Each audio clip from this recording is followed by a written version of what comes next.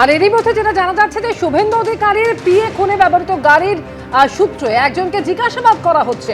ঘটনাস্থল থেকে বাজেয়াপ্ত গাড়ির নাম্বার প্লেট ভুয়ো বলে সন্দেহ করছে পুলিশ। আবির দত্ত এই মুহূর্তে টেলিফোনে রয়েছেন আমাদের সঙ্গে। অর্থাৎ আবির, শিলিগুড়িতে রেজিস্টার্ড গাড়িটির মালিক যিনি, তাকে জিজ্ঞাসাবাদ করা হচ্ছে। ঠিক কি তথ্য এই বিষয়ে আবির? দেখো, একেবারে এই ঘটনার নেপথ্যে কি আছে তা জানার জন্যই যেটা জানা যাচ্ছে যে মাটিগাড়া থানাতে এই যে একজন ব্যক্তিকে জিজ্ঞাসাবাদ করা হচ্ছে, যেই ব্যক্তির নামে এই যে নাম্বার প্লেটের যে গাড়িটি উদ্ধার করা হয়েছে, সেই নাম্বার প্লেটে একটি গাড়ি রেজিস্টার্ড রয়েছে শিলিগুড়ি আরটিওতে, এবং শিলিগুড়িতে সেই ব্যক্তি থাকেন এবং তাকে জিজ্ঞাসাবাদ করা হচ্ছে মাটিগাড়া থানাতে। যেটা জানা যাচ্ছে যে এই যে নাম্বার প্লেট যেটা ব্যবহার করা হয়েছে এই খুনের জন্য, বাজেয়াপ্ত গাড়িটি যেটা ব্যবহার করা হয়েছে প্লেট সেটা ফেক ছিল।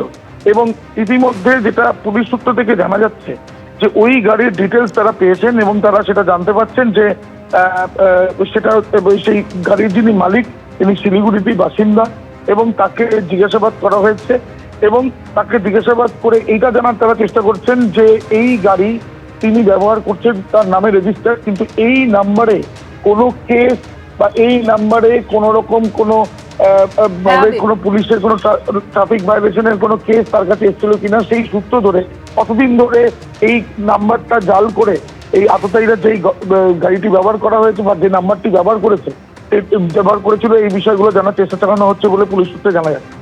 ধন্যবাদ। আর এই ঘটনার পর গতকাল রাতেই হাসপাতালে যান শুভেন্দু অধিকারী। তার সঙ্গে ছিলেন সুকান্ত মজুমদার, অর্জুন সিং, অগ্নিমিত্রা পাল এবং রুদ্রনীল ঘোষ। হাসপাতালে যাওয়ার পর কি বলেন শুভেন্দু অধিকারী, দেখুন। সিদ্ধিনাথ গুপ্তা নিজে এসেছিলেন এডিজি এবং আইজিকে নিয়ে।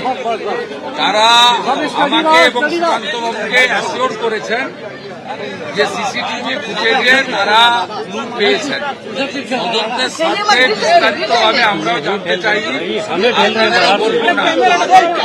তারা বলেছেন যে তারা অতি দ্রুত চিহ্নিত করবেন এবং প্রাথমিকভাবে যা তারা পেয়েছেন এটি একটি পরিকল্পিত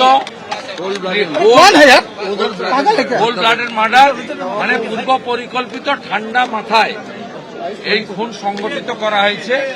ডিজিপি, আইজি, এডিজি আমাদের যেটা বলেছেন, ডিজিপির পক্ষ থেকে বলেছেন যে গত 2-3 দিন ধরে রেকি করে একটি ফলস নাম্বার প্লেট লাগানো গাড়ি নিয়ে এটা করা হয়েছে। তারা এটার নিষ্পত্তি করবেন। আমরা গোটা রাজ্যের বিজেপি কর্মী সমর্থকদের বা বিজেপি বিধায়ক সাংসদদেরকে যারা সহযোগিতা করেন তাদের প্রত্যেককে অনুরোধ করব, আপনারা কেউ আইন হাতে তুলে নেন। এবিপি আনন্দ, এগিয়ে থাকে, এগিয়ে রাখে।